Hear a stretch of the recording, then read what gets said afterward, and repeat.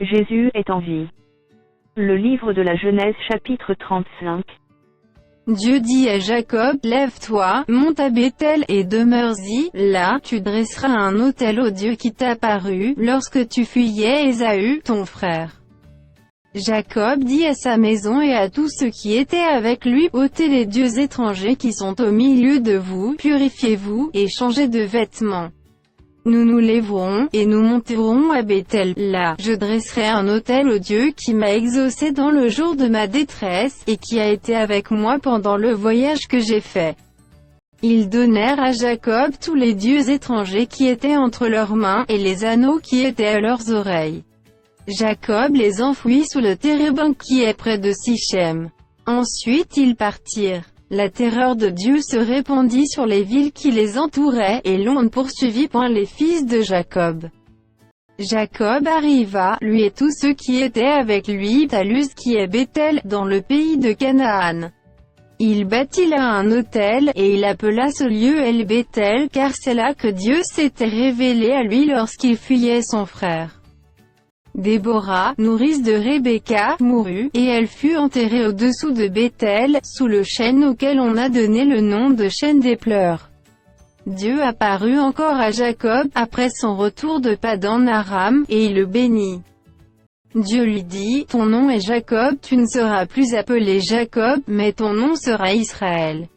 Et il lui donna le nom d'Israël. Dieu lui dit, je suis le Dieu Tout-Puissant. Sois fécond, et multiplie, une nation et une multitude de nations naîtront de toi, et des rois sortiront de tes reins. Je te donnerai le pays que j'ai donné à Abraham et à Isaac, et je donnerai ce pays à ta postérité après toi. Dieu s'éleva au-dessus de lui, dans le lieu où il lui avait parlé. Et Jacob dressa un monument dans le lieu où Dieu lui avait parlé, un monument de pierre, sur lequel il fit une libation et versa de l'huile. Jacob donna le nom de Béthel au lieu où Dieu lui avait parlé. Ils partirent de Béthel, et il y avait encore une certaine distance jusqu'à Ephrata, lorsque Rachel accoucha. Elle eut un accouchement pénible. Et pendant les douleurs de l'enfantement, la sage-femme lui dit, ne crains point, car tu as encore un fils. Et comme elle allait rendre l'âme, car elle était mourante, elle lui donna le nom de Ben-Oni, mais le père l'appela Benjamin. Rachel mourut, et elle fut enterrée sur le chemin d'Ephrata, qui est Bethléem. Jacob éleva un monument sur son sépulcre, c'est le monument du sépulcre de Rachel, qui existe encore aujourd'hui. Israël partit, et il dressa sa tente au-delà de Migdal-Édé. Pendant qu'Israël habitait cette contrée, Ruben alla coucher avec Bila, concubine de son père. Et Israël la prit. Les fils de Jacob étaient au nombre de 12.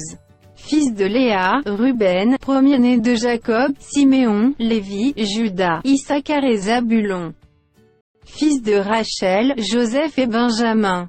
Fils de Bila, servante de Rachel, Dan et Nephtali. Fils de Zilpa, servante de Léa, Gad et Aser. Ce sont là les fils de Jacob qui lui naquirent à Padan Aram. Jacob arriva auprès d'Isaac, son père, à Mamré, à Kirjath-Arba, qui est Hébron, où avaient séjourné Abraham et Isaac.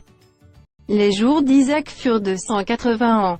Il expira et mourut, et il fut recueilli auprès de son peuple, âgé et rassasié de jours, et Ésaü et Jacob, ses fils, l'enterrèrent.